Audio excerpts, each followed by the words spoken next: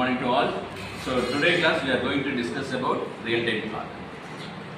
So for a real-time clock we need to interface the real-time clock, that is RTC interface with the Arduino. We are going to take a display as 7-segment display. So we can use 7-segment display or LCD display. So here for a simplification I am taking a 7-segment display. So take an Arduino, very simple program. So just to interface with the RTC, we can use the protocol I2C. So why we are using I2C means, so you have this only two lines is sufficient. That is a serial clock and serial data line is sufficient to connect with the any devices. So we are taking a serial clock and the serial data line to the RTC interface, and then we are taking a 7-segment display. So we need to display hour, minutes. So I am taking a 4 segments. So actually 7-segment display, each segment have a 7 segment. So similar type of we totally take a 4 segment types. So for alarm also we take another push buttons. So hours push button, minutes push button, and alarm push button. We take a buzzer for this for indicating the alarm conditions. So look at the block diagram.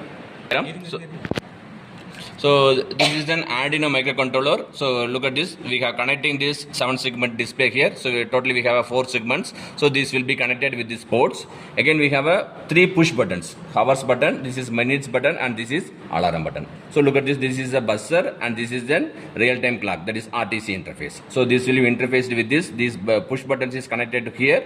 Again we are connecting buzzer as a. So all these are digital inputs. Look at this. So very simple code. So interface these library files and we connect the programs. So program very simple.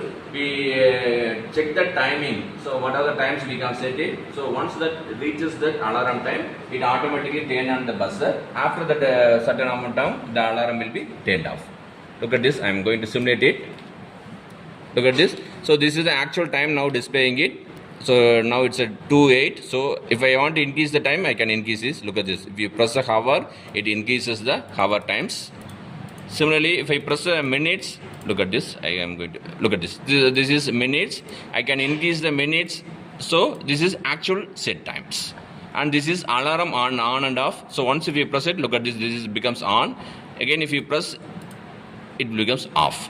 So once if you are turning on it, we can set the hours. For example, I want 2 hours, 5 minutes or 10 minutes if I take it. Look at this. This is 2 hours, 10 minutes. So once if you set it, so automatically after 2 hours, 10 minutes, the buzzer will be turned on. So these, all the clock, all the informations will be get from the real-time clock. Look at this. So this will be interfaced with this serial clock and the SD lines. So look at this. So this will be connected. So automatically once that particular time reaches, so what happens, this buzzer will be turned on.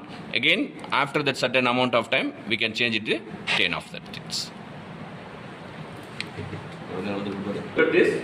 So this is an actual program we are having this. So look at this readme file and then diagram, how this diagram will be interconnected. So this will be a diagram, we have the node connections, and this is the header file for alarm tone. So we take a alarm file, very simple. So just turn on this, so we give a logic 1 to the pin, and then after a certain time, so we give a logic 0, so it will turn off the alarm. Look at this. So for corresponding that, we are taking a C++ program for this alarm tone generations. And buttons is, so these header file will be interfaced. Whenever you press button, we need to detect that button. So we need to find that button and we need to make that particular function. So we take this button.h header files. So this is the button.cpp. So this is the actual function.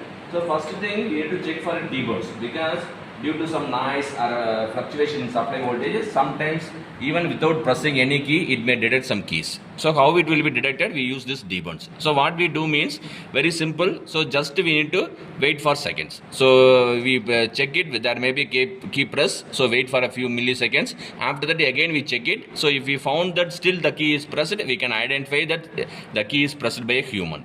So it will be detected. If it is not, that it means that it is due to noises. We should not consider that things. Look at this. This is a button. Again, this is the configure header files. So this is clock, So for a time period, we need to have a clock pulses. So this is the clock pulses that actual operations. So alarm on, off, again disable, enable, again snows. So these options will be available. So based on that, will be incremented decrement. For example, if you set the time, so if you need that after 5 minutes you need to remind it, we can use this snooze. Similarly, if you want to suspend the alarm, we can use the stop the alarms. So look at this. This is the clock C program. There is a clock C++ program for the operations. This is the library files, and this is the library manager for this. So the main program, so we can just simply run it. Look at this. Actually, it's running here. So once that particular time reaches, so what happens? This alarm will be turned on. So the buzzer will be turned on. After that, it will be turned off. Thank you.